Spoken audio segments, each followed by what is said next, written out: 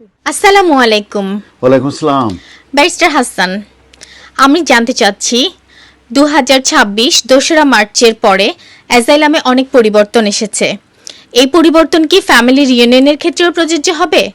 Asylum সিকাররা যারা দোসরা মার্চের আগে আবেদন করেছে তারা কি ফ্যামিলি রিইউনিয়নের ক্ষেত্রে সেই আগের নিয়মই পাবে, অথবা যারা দোসরা মার্চের পরে আবেদন করেছে তাদের ক্ষেত্রে কি নিয়ম প্রযোজ্য হবে?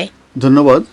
এটি একটি ভেরি ইম্পর্ট্যান্ট কোশ্চেনটা আমি আরেকটু ফ্রেজিং করি। সেটা হচ্ছে যে আমরা 2nd of March 2026-এ অ্যাসাইলাম সিস্টেমের মধ্যে পরিবর্তন এসেছে।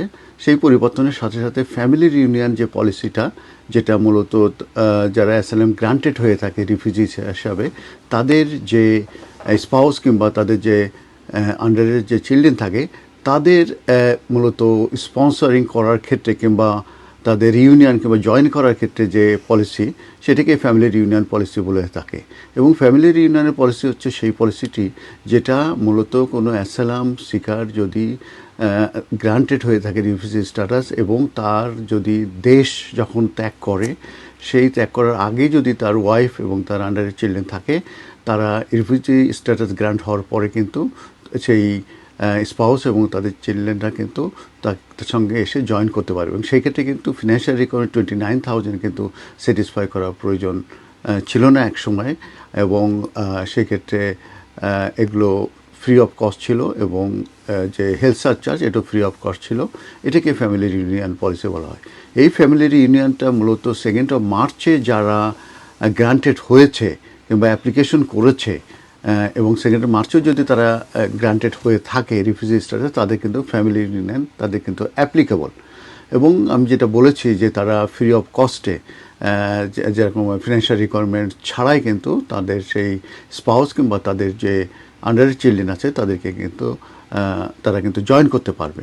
কিন্তু 11th of September 2025-এ এই যে পলিসি, যেটা আগে যারা অ্যাসাইলাম করেছে 2nd of March-এর আগে এবং যারা গ্রান্টেড হচ্ছে ইদানিং কিংবা আগে গ্রান্টেড হয়েছে, তাদের জন্য এটা মূলত সাসপেন্ডেড করে রাখা হয়েছে।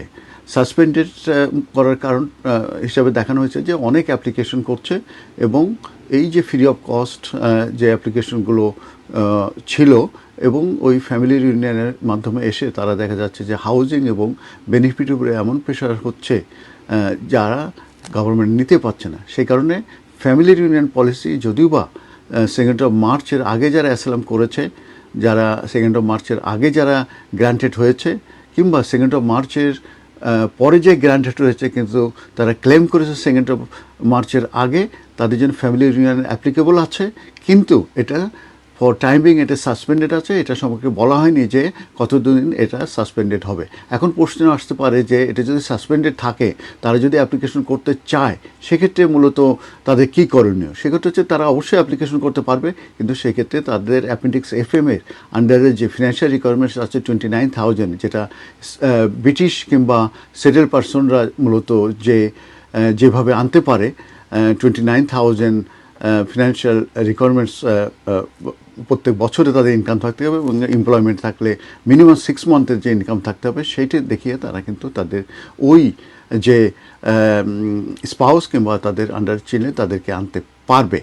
তো এটা আমি মনে হয় যে বোঝাতে পেরেছি, আপনারা বুঝতে পেরেছেন। আর আরেকটা কোশ্চেন যেটা করা হয়েছে সেটা আনসার দিচ্ছি যে 2nd of March-এর পরে যারা অ্যাপ্লিকেশন করবে তারা রিফিউজি স্ট্যাটাসে গ্রান্টেড হলেও তাদের কিন্তু ফ্যামিলি রিউনিয়ন তাদের কিন্তু অ্যাপ্লিকেবল নয়। তাদের জন্য এটা অ্যাবলিশ করে দেওয়া হয়েছে।